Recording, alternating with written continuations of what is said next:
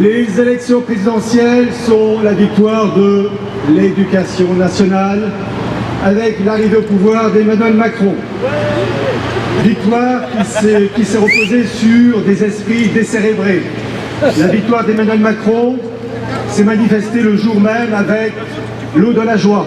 L'Eau de la joie, pour ceux qui sont curieux, ça ne dit pas beaucoup de monde. L'Eau de la joie de Beethoven s'appuie sur un poème de Schiller directement issu de la Kabbale. Quand il parle de Götterfunken, les étincelles de divinité, c'est la Kabbale laurianique. Ensuite, la pyramide en arrière-fond, ça c'est pas la peine, vous avez tous compris. L'échec des patriotes français est dû à quoi? À une nullité, due à une méconnaissance complète du fait qu'on ne peut pas gagner tant qu'on continue à s'appuyer sur les principes de 1789, qui sont des principes mondialistes. Et tant qu'on continuera à s'appuyer sur ces principes-là, les patriotes français pourront toujours faire des balades à Paris avec des drapeaux, crier Christus Vincit, Christus Regnat. Ça sera un échec permanent, car il faut d'abord détruire la racine, principe de 89. Principe de 89, c'est l'anti-France, c'est la gouvernance mondiale.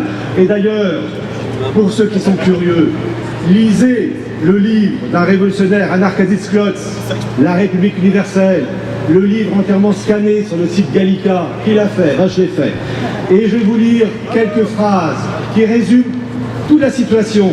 Que 89, c'est pas la finalité, mais une étape vers la gouvernance mondiale.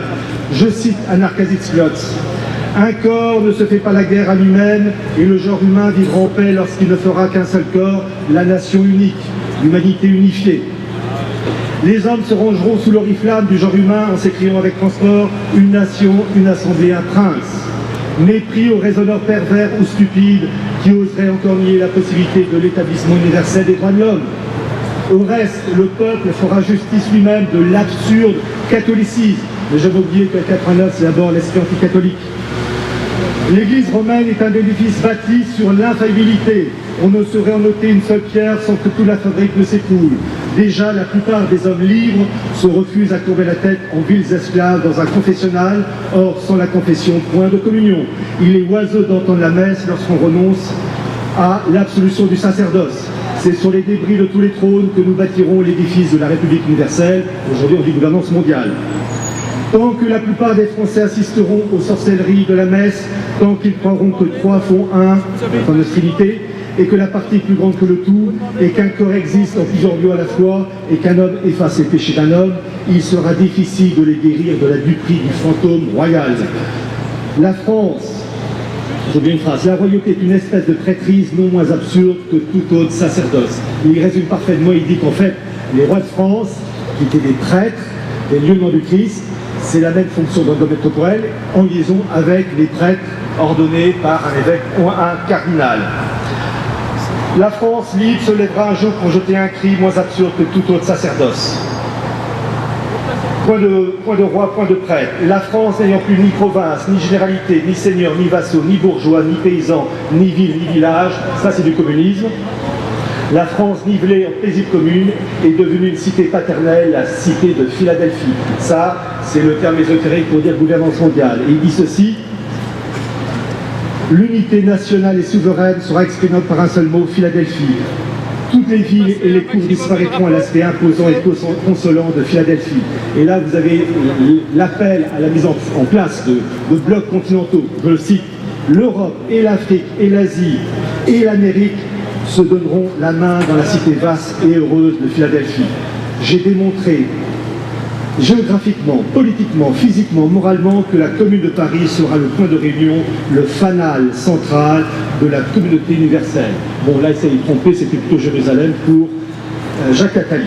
Bien comprendre que nos mots viennent de là. Et tant qu'on n'aura pas réglé ce problème, et tant que les partis FN, ancienne version, nouvelle version, n'en parlons pas de la nouvelle, eh bien, il n'y a pas de renouveau possible. Je rappelle une chose, que tout patriote doit impérativement évoquer la triple donation. Sainte Jeanne d'Arc, c'est le rappel du baptême de Clovis, roi de France, lieutenant du Christ sur terre. Personne ne le fait. Et le 1er mai dernier, Jean-Marie Le Pen a parlé de Sainte Jeanne d'Arc, sauf de l'essentiel, de la triple donation.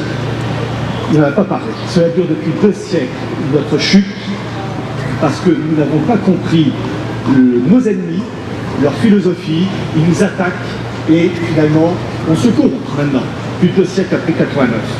J'ajoute qu'il est d'une maladresse complète dans l'état de décrépitude des esprits aujourd'hui d'associer le nom d'un écrivain, fut-il de talent comme Brasillac, mais qui était aussi un collabo, avec le nom de Sainte Jeanne d'Arc. Pour les Français, à l'esprit déstructuré, eh bien Sainte Jeanne d'Arc et le collabo Brasillac, ça va ensemble. C'est une bêtise à éviter. Et enfin, je terminerai. Vous, les patriotes et dirigeants de partis politiques qui prétendez défendre la France, eh bien, au lieu de balancer des informations plus ou moins vagues, il y a une chose que vous pouvez balancer, une chose que Marine Le Pen aurait pu balancer face à Emmanuel Macron, c'est la fameuse fondation franco-américaine qui recrute des personnes, comme ils le disent eux-mêmes, appelées à occuper des postes élevés, dans le domaine politique, économique, l'éducation, l'aspect militaire et les journalistes. Eh bien, ce recrutement se fait dans le cadre des Young Leaders. Chaque année, depuis 1981, vous avez des Young Leaders qui sont recrutés pour favoriser le mondialisme via la voie de la coopération euro-atlantique.